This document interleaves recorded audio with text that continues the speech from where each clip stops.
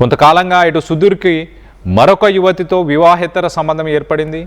ఆ యువతి కోసం భార్య అపర్ణను ఇటు సుధీర్ వేధించడం స్టార్ట్ చేశాడు.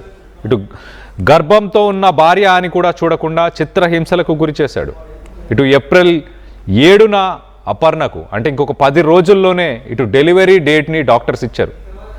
ఇటు వేధింపులు భరించలేక ఇటు భార్య అపర్ణ ఈ నెల 17న బలవన్మరణానికి యత్నించింది. నిండు గర్భిణిగా ఉండి కూడా అలాంటి ఒక డెసిషన్ తీసుకుందంటే ఆలోచించవచ్చు. ఇటు పరిస్థితి విషమించడంతో ఇటు వెంటిలేటర్పై అపర్ణకు చికిత్స పొందుతుంది. ఆ చికిత్స పొందుతున్న సమయంలోనే ఇటు సుధీర్ ఆ వెంటిలేటర్ తీసేసి తనని చంపేశాడంటూ ఇటు ఆరోపణలు వస్తున్నాయి. ఆర్టీవీతో ఇటు కీలక విషయాలు ఇటు అపర్ణ తల్లిదండ్రులు చెప్పుకొచ్చే ప్రయత్నం చేశారు. ఇటు వెంటిలేటర్ మాస్క్ తొలగించి అపర్ణను సుధీరే చంపేశాడంటూ ఇటు అపర్ణ పేరెంట్స్ చెప్పుకొస్తున్నారు. ఇటు సీమంతానికి తీసుకెళ్ళి కూడా మానసికంగా చాలా వేధించాడు. మా కూతురు ఒక 7 రోజుల పాటు నరక యాతన అనుభవించింది అంటూ ఆ తల్లిదండ్రులు వాళ్ళ బాధను వెలగక్కున్నారు. ఇటు అపర్ణ లాంటి పరిస్థితి మరొక అమ్మాయికి రాకూడదు అంటూ, అలాగే వాడికి కఠిన శిక్ష వేయాలంటూ ఇటు తల్లిదండ్రులు చెప్పుకొచ్చే ప్రయత్నం చేశారు. ఇటు సుధీర్ అలాగే అపర్ణకు సంబంధించిన ఆ పెళ్ళి ఫొటోస్ని మనం చూస్తున్నాం. ఇటు అపర్ణ సుధీర్ ఇద్దరు మరి ప్రేమించి పెళ్లి చేసుకున్నారు. ఒక 3 సంవత్సరాలు ప్రేమించి పెళ్లి చేసుకున్న తర్వాత ఆ 3 సంవత్సరాల తర్వాత ఇప్పుడు సుధీర్ ఆ 3 సంవత్సరాల తర్వాత ఇటు సుధీర్ మరొక అమ్మాయితో వివాహేతర సంబంధంలో ఉండడంతో మొత్తానికైతే ఇలాంటి ఒక ఘటన చోటు చేసుకుంది. ఇటు వైష్ణవి హరిబాబు ఇన్సిడెంట్ మనం మరవకముందే, ఇటు వైష్ణవికి న్యాయం జరగకముందే ఇటు మరొక హరిబాబులా సుధీర్ ఇటు నిండు గర్భిణిగా ఉన్న భార్య అపర్ణను అతి కిరాతకంగా చంపేశాడు. మరి నిండు గర్భిణి 10 రోజుల్లోనే ఇటు డెలివరీ డేట్ ఉన్న సమయంలో మరి ఇలాంటి ఒక డెసిషన్ ఎందుకు తీసుకున్నాడు? ఇటు సుధీర్కి సంబంధించి లేటెస్ట్ అప్డేట్ కూడా తీసుకునే ప్రయత్నం చేద్దాం. మనం గతంలో ఒకసారి చూస్తే ఇటు హరిబాబు కూడా గతంలో వైష్ణవిని ప్రేమిస్తున్నా అని వెంటపడి తన కోసం ప్రాణాలైనా తీసుకుంటానంటూ వెంటపడి తన ప్రాణాలని తీసేదాకా వచ్చాడు హరిబాబు కూడా ఇలానే సోషల్ మీడియా మాధ్యమంలో ఇటు వైష్ణవికి పలుమార్లు మెసేజ్లు చేసి నీకోసం నేను ఏదైనా చేయడానికి రెడీ, నా దగ్గర డబ్బులున్నాయి, నా ఇల్లు అమ్ముకొని వచ్చేస్తా, డబ్బులన్నీ తీసుకొని వస్తా, నీకు ఏం కావాలంటే అదే, నేను మీ ఇంట్లోనే ఇల్లరికానికి ఉంటా, మీతోనే ఉంటా, మా అన్నలు వీళ్ళందరూ సపరేట్గా ఉంటున్నారు అంటూ ఇటు హరిబాబు కట్టుకథలు చెప్పి వైష్ణవిని ఎలా మోసం చేశాడో, ప్రాణమైనా తీసేసుకుంటా అంటూ చెప్పిన వ్యక్తే ప్రాణాలు తీసేశాడు. ఇక్కడ అంతకంటే ఘోరం. అక్కడ 4 నెలల ప్రెగ్నెంట్ వైష్ణవి, ఇక్కడ అపర్ణ 9 నెలల గర్భవతి, నిండు గర్భవతి. ఒక నిండు గర్భిణి ఇంకొక 10 రోజుల్లో డెలివరీ డేట్ ఉన్న గర్భిణిని మరి శ్రీమంతం అని చెప్పి కూడా ఇంటికి తీసుకెళ్ళి వారం రోజులు చిత్రహింసలకు గురి చేశాడు. మరో పక్కన ఇంకొక మహిళతోని వివాహేతర సంబంధం ఉందంట సుధీర్కి. నేను గతంలో కూడా కొన్ని వీడియోస్కి సంబంధించి ఇలాంటి విషయాలు విన్నప్పుడు గతంలో కూడా కొన్ని మాటలు చెప్పాను. ఎలాంటి పరిస్థితుల్లోనైనా మీకు ఎదుటి వాళ్ళతో ఇబ్బంది ఉంది, ఏ ఉద్యోగంలోనైనా ఇబ్బంది ఉంది, ఒక ఇంట్లో ఇబ్బంది ఉంది, ఒక ఊర్లో ఇబ్బంది ఉంది, ఒక ఆఫీస్లో ఇబ్బంది ఉంది, మీ వల్ల అవ్వట్లేదు అన్నప్పుడు ఇలాంటి తీవ్రమైన డెసిషన్స్ తీసుకునే బదులు అక్కడి నుంచి వాకౌట్ చేయండి. కొంత కూలింగ్ పీరియడ్ తీసుకోండి. దాని తర్వాత ఆలోచించండి లైఫ్లో ఏం చేయాలని. జస్ట్ పక్కకు వెళ్ళిపోతే సరిపోతుంది, ఎదుటి వాళ్ళ ప్రాణాలు తీయాల్సిన అవసరం ఏముంది సుధీర్? ఇటు హరిబాబు కూడా అదే మిస్టేక్. ఇటు వైష్ణవిని ఎంతో ప్రేమించాను, నీకోసం ఏదైనా చేస్తాను, నా ఆస్తులన్నీ అమ్ముకొని నీ ఇంటికి ఇల్లరికానికి వస్తాను అంటూ ఇటు వైష్ణవికి కూడా ఇలాంటి కథలే చెప్పాడు. ఇవన్నీ చెప్పి దాని తర్వాత తన ఇంట్లోనే తన తల్లిదండ్రులు ఉన్న సమయంలోనే ఇటు తన ప్రాణాలు తీశాడు. దాని బదులు ఆ ఇంట్లోంచి జస్ట్ వాకౌట్ చేసి వెళ్ళిపోవచ్చుగా, వాళ్ళ జీవితాల నుంచి బయటికి వెళ్ళిపోవచ్చుగా. సో మరొక ఇన్సిడెంట్ అని చెప్పుకోవచ్చు, మరొక హరిబాబు అని చెప్పుకోవచ్చు. ఇటు సుధీర్ కూడా అపర్ణని ప్రేమించి పెళ్లి చేసుకొని 3 సంవత్సరాలు ఉండి ఇటు రేపో మాపో ఒక 10 రోజుల్లోనే వాళ్ళిద్దరి ప్రేమకు ఒక ప్రతిరూపం, ఒక పాపో బాబో రాబోతున్న సమయంలో ఒక నిండు గర్భిణి అని కూడా చూడకుండా హాస్పిటల్లో ట్రీట్మెంట్ ఆల్రెడీ ఈ నెల 17న తను తన లైఫ్ని ఎండ్ చేసుకుందామంటూ ఒక డెసిషన్ తీసుకొని మొత్తానికైతే ఆ ప్రాణాల కోసం కొట్టుమిట్టాడుతున్న సమయంలో తన తల్లిదండ్రులు వీళ్ళందరూ కూడా ఉండి హాస్పిటల్కి తీసుకెళ్ళి ఒక హాస్పిటల్ అడ్మిట్ చేసి ఉన్న తర్వాత కూడా ఆ లాస్ట్ మినిట్లో కూడా వెళ్ళి ఆ వెంటిలేటర్ని, ఎప్పుడో సినిమాల్లో చూసాము ఇలాంటి వ్యక్తులని, ఇలాంటి క్యారెక్టర్స్ని. సినిమాల్లో వెంటిలేటర్ పైన ప్రాణాల కోసం కొట్టుమిట్టాడుతున్న సమయంలో కొంతమంది ఆ వెంటిలేటర్ మాస్క్ని తీసేసి వాళ్ళని చంపడం అనేది సినిమాల్లోనే చూశాను, కానీ నిజ జీవితంలో కూడా సుధీర్ అలాంటి ఒక క్యారెక్టర్, అలాంటి ఒక వ్యక్తి. ఎంత దారుణం అంటే, నిండు గర్భిణిగా ఉంది భార్య, రేపో మాపో ఒక 10 రోజుల్లో ఒక పాపో బాబో నాకు రాబోతున్నాడు అని కూడా ఆలోచించకుండా వివాహేతర సంబంధం కోసం, ఇంకో మహిళ కోసం ఇలాంటి ఒక స్టెప్, ఇలాంటి ఒక డెసిషన్ సుధీర్ తీసుకున్నాడు. అలాంటి సుధీర్ని ఏం చేయాలి? ఇలాంటి వ్యక్తులని ఏం చేయాలి? హరిబాబు లాంటి వ్యక్తులని, సుధీర్ లాంటి వ్యక్తులని ఏం చేయాలి సమాజంలో? ఈ మధ్యకాలంలో ప్రేమ అంటూ ఇట అమ్మాయిల వెనకపడి వాళ్ళ జీవితాలని నాశనం చేస్తున్నారు, వాళ్ళకి జీవితం లేకుండా చేస్తున్నారు. అలాంటి వ్యక్తులని ఏం చేయాలి? మొత్తం మీద దీనికి సంబంధించి అసలు అపర్ణ తల్లిదండ్రులు ఏం మాట్లాడారు, ఇటు సుధీర్ ఏం చేశాడు, సుధీర్ పరిస్థితి ఏంటి, ప్రస్తుతానికి సుధీర్ని పోలీసులు అరెస్ట్ చేశారా లేదా, దీనికి సంబంధించి మరింత అప్డేట్ తీసుకునే ప్రయత్నం చేద్దాం. ఇటు మా ప్రతినిధి నాయుడు ఉన్నారు, నాయుడుతో ఒకసారి ఇటు అపర్ణ తల్లిదండ్రులు మాట్లాడారు, ఫేస్ టు ఫేస్ ఒక్కసారి అది చూసే ప్రయత్నం చేద్దాం. 4 ఏళ్లుగా వెంటపడి ప్రేమించానని నమ్మబలికించి చివరికి పెద్దల్ని ఎదిరించి ఈరోజు వివాహం చేసుకున్నటువంటి ఆ ప్రియుడు గర్భంతో ఉన్న భార్యను మాత్రం ప్రేరేపించే విధంగా వేధింపులు కావడంతో ఆ తల్లి మాత్రం ఈరోజు పాల్పడింది. అసలు ఏం జరిగింది, అసలు కూతురు ఎన్నాళ్ళని పెళ్లి చేసుకుంది, అసలు ఈరోజు అందరూ కూడా ఇక్కడ ఉండడానికి కారణం ఏంటి సార్? 3 సంవత్సరాల 8 నెలలు అవుతుంది సార్ మా పాపకి మ్యారేజ్ అయ్యి. అంటే మ్యారేజ్ అయిందని నాకు తెలియదు.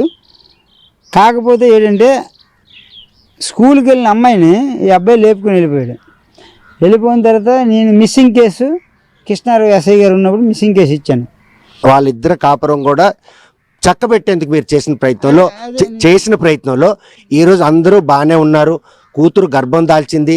ఏప్రిల్ 2వ తేదీన మనవరాలను ఎత్తుకోవడానికి సిద్ధమవుతున్న ఇతరులు ఏ కష్టం ఈరోజు మీ మధ్యలో లేకుండా పోయింది? అదే సార్, ఆ రోజు ఏఎస్సి శంకర్రావు గారు ఇలాగ వెనకాల నుండి డ్రామా నేర్పించి మేము ఎఫ్ఐఆర్ బుక్ చేసిన వారికి వాళ్ళని ఎవరిని రెప్పించలేదు. ఎఫ్ఐఆర్ బుక్ చేసి ఇంటికి వచ్చాము. మేము ఇంటికి వచ్చిన మ్యారేజ్ చేసుకోరని అమ్మాయిని అబ్బాయిని ఇంటికి రెప్పించారు. మేము ఇంక కాలు కూడా కొడుకోలేదు, తినేసి కారుతో బయలుదేరాము. ఈలోపు మ్యారేజ్ అయిపోయిన తర్వాత ఏం చేస్తాం మరి? అమ్మాయికి అడిగాం, అమ్మ ఒక్క నైట్ నా ఇంటికి రాంతే, నాన్న మీరందరూ కలిపి నన్ను ఏది చేసేస్తారని నేను రాను, అమ్మాయిని ఏది చేసేస్తారు అనేసి నాకంతే సరేలే మనిషి ఒక 2 రోజులు ఆగాను సార్. ఆ 3వ 4వ రోజు అమ్మాయికి 18 ఏళ్ళు నిండుతాయి. అప్పుడు పుట్టినరోజు చేసుకుంది.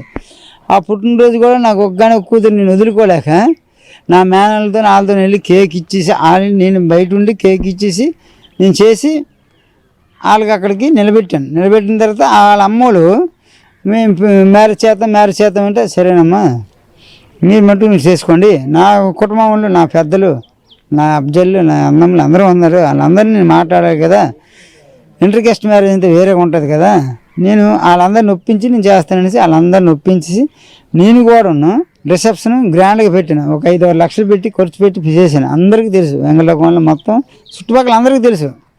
చేసిన తర్వాత ఇంతవరకు సవ్యంగా ఉన్నారనుకున్నాను సార్. నాకు తెలియదు అవి పాపం పుణ్యం. నా అల్లుడికి ఏదైనా ఆడు చదువులేదు పెద్ద, నా అల్లుడికి ఏదైనా సరే నేను ఏదో ఒకటిలా చేసి నా అల్లుడిని 10 మందిలో నిలబెట్టాలా, 10 మందిలో గౌరవంగా చేయాలా అని నేను ప్రయత్నం చేసి నేను చాలా దగ్గర కంపెనీలు అంటే నేను ఉద్యోగం ప్రయత్నం కూడా చేశాను.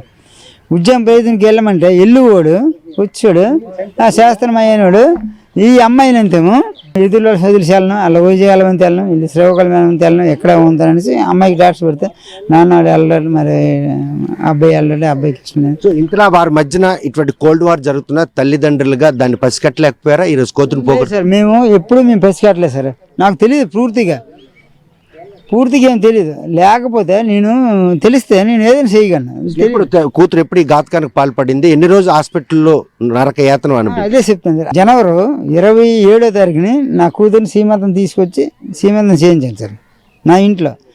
అక్కడ సీమంతం చేసి వాళ్ళకి ఇవ్వాల్సిన గౌరవం వాళ్ళకి ఇచ్చేసి వాళ్ళకి ఇవ్వాల్సిన ఇచ్చిన తర్వాత నా ఇంట్లో నా భాగాలు నా అబ్జాలకు అందరికి పెట్టుకొని నేను చాలా గ్రాండ్గా చేసి నేనంతా పగలబెండిగా నేను నా కూతురు ఇదిగా నేను చేసుకున్న రోజుల్లో కూడాను వీళ్ళు ఎవరు లేరు.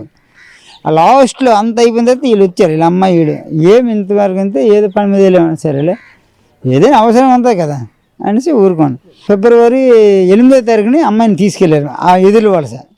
ఇప్పుడు ఎందుకు తీసుకెళ్తామంటే మా అన్నయ్య గారు అబ్బాయి పుట్టాడు కదా వచ్చాడు చూస్తామని తీసుకెళ్ళారు. తీసుకెళ్ళి నేను 13వ తారీఖు నైటు నేను కాశీ వెళ్ళాను సార్, కాశీ రామేశ్వరం వెళ్ళినప్పుడు ఈలోపు అక్కడ ఏది జరిగిందంటే అమ్మాయి నాకు చెప్పుకోలేకపోయి తల్లికి చెప్పుకోలేక వీళ్ళు చెప్పుకోలేక చాలా బాధ పడుతుంది కానీ చెప్పలేదు. అక్కడ వాళ్ళ ఫాస్టర్ అమ్మ కూడా చెప్పింది ఇలాగ అవుతుందంటే మీ నాన్నకు చెప్పని వాళ్ళు చెప్పారు సలహా. చెప్పిన తర్వాత నాకు ఏడింది నేను 18వ తారీఖు నైటు 2:30కి వచ్చాను సార్. ఇంటికి వచ్చేసరికి మా ఆవిడ బయట ఉంది, ఆవిడైతే దివాన్ మీద పడుకోండు, అమ్మాయి ఏడుచుకొని కూర్చుంది. అమ్మ ఏడు జరిగింది ఏడంటే ఎందుకు ఈ టైం అప్పుడు ఏడంటే ఇక్కడికి అయింది అన్న. అయితే ఎవరు పలానా అమ్మాయి పలానా సరే అనేసి ఆ అబ్బాయికి లేపలేదు వీళ్ళు అడగలేదు. తెల్లారు లేచి వాళ్ళ అమ్మగారికి వాళ్ళ అన్నయ్య గారికి ఫోన్ చేశాను ఇలాగ అయ్యింది రాయండి అంటే ఇప్పుడు అల్లుడికి ఇంకొక అమ్మాయితో పరిచయం ఉందన్నటువంటి విషయం కూతురు తెలిసిందే.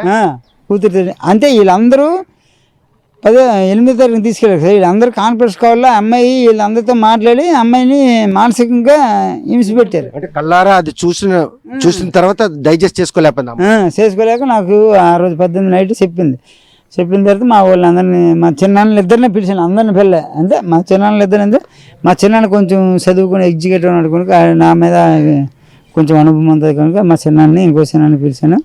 కూతురుగా నాకు ఈ కష్టం వచ్చింది, ప్రేమించి పెళ్లి చేసుకున్నాను, భర్త వేధింపు ఇలాగున్నాయి, తల్లిగా ఎప్పుడు కానీ మీద నాకు చెప్పలేదమ్మా. ఇప్పుడు ఏ కష్టం కూడా నాకు చెప్పలేదు, ఏ కష్టం కూడా వాళ్ళ డాడీతో కానీ నాతో ఏది చెప్పలేదు. మరొక 6 రోజులు ఆగితే మనవాడిని ఎత్తుకోవాల్సినటువంటి పరిస్థితుల్లో ఈరోజు కూతుర్ని మనల్ని పోగొట్టుకున్నాను. హాస్పిటల్లో చికిత్స పొందినప్పుడు కూడా ఆయన వచ్చి 2-3 సార్లు వచ్చి వెళ్ళిపోయాడు అన్నటువంటి అనుమానాలు కూడా ఉన్నాయి. అనుమానాలు అంటే 2 రోజుల తర్వాత ఫ్రీ అవుద్దని రమ్మను వచ్చారు, వచ్చి వెంటనే వెళ్ళిపోయారు. మరి మీరు లేని సమయంలో మీ కూతుర్ని చూడడానికి అత్త భర్త వచ్చారండి, నిజమేనా? నిజమే వచ్చారు, మాకు కలవకంట వెళ్ళిపోండ్రు. హాస్పిటల్లో డాక్టర్లు చికిత్స చేసిన తర్వాత అంటే ఆపరేషన్ అయిన తర్వాత అక్కడ తండ్రితో మీతో బాగా మాట్లాడినట్టు ఆమె ఇలా అకస్మాత్తుగా తర్వాత గిరయ్యింది. శుక్రవారం నాడు శనివారం ఇంటికి వచ్చాడు. ఆ శనివారం మధ్యాహ్నం వచ్చేసరికి మళ్ళీ మనిషి మారిపోయింది. అంటే ఈ మధ్యన ఏదో జరిగింది అన్నట్టు అనుమానం మీకుందా? ఎప్పుడు ఫోన్లతో గురయ్యా. ఫోన్లు హాస్పిటల్లో చేర్పించిన తర్వాత డాక్టర్లు సర్జరీ సఫలమైంది మాట్లాడు సర్జరీ కాదు సార్, హాస్పిటల్లో అడ్మిట్ అయిన అంతే. హాస్పిటల్లో అడ్మిట్ ఇది అయిన తర్వాత మేము హాస్పిటల్ తీసుకెళ్ళేప్పుడు గవర్నమెంట్ హాస్పిటల్ తీసుకురమ్మారు. నేను అక్కడ ఎంప్లాయీ కనుక నేను మా మేనేజ్మెంట్తో మాట్లాడి అక్కడ జాయిన్ చేశాను సార్. చేసిన తర్వాత వాళ్ళు ఎవరు రాలేదు సార్. అప్పటికి వాళ్ళ అమ్మగారికి ఫోన్ చేశాను. ఫోన్ చేస్తే ఏమన్నానంటే ఎంత పని ఎందుకు చేసింది అన్నది పలకొంది, మరి రాలేదు. తర్వాత ఆ రోజు సాయంకాలం 5:30, 6 అయింది. ఈ టైంలో వాళ్ళ అమ్మను వాళ్ళ అన్నయ్య వచ్చారు సార్. వచ్చిన తర్వాత వీళ్ళు మా వాళ్ళందరూ కొంచెం ఆవేశం మీద అవునమ్మా చచ్చిపోనరా బతికినారా అని చూడడానికి వచ్చారా, ఎందుకు ఇలా హింసిస్తారా అని అడిగింది. సరేలే కేసు పెట్టారు కదా ఎట్నే మేము ఎలా బయట రావాలో మాకు తెలుసు, మా పైతే మేము చేసుకుందామనేసి మెట్లు దిగి వెళ్ళిపోయారు సార్. ఈలోపు నా తోటి ఎంప్లాయర్స్ ఉన్నారు కదా వాళ్ళు ఆలకించారు సార్. వాళ్ళు ఆలకించి పరిగెట్టి వెళ్ళారు. వెళ్ళేలోపు ఆవిడ బయటికి వెళ్ళిపోయింది. అయితే ఆ విషయం నాకు తెలియదు. తర్వాత ఇలా అన్నారా మేము పరిగెట్టని దొరకలేదు అని అంటే సరేలేరా ఏదైపోయింది ఎవరు ఆవేశం కలిసి చేస్తారు దానికి లేదు, నా కూతురు సేపు అయితే నాకు చాలు అనేసి నేను అలా చేసిన ప్రయత్నంలో ఈరోజు డాక్టర్లు సర్జరీ చేసిన తర్వాత కడుపులోని బిడ్డను పక్క తీశారు, ఈమెను కూడా కాపాడే ప్రయత్నం చేశారు.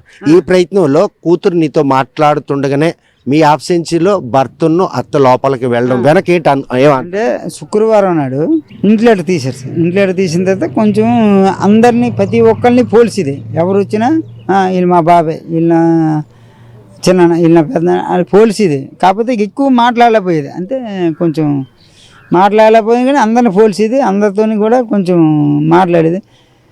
శనివారం 1 గంట 2 వరకు కూడా బాగానే మాట్లాడింది. ఈలోపు నేను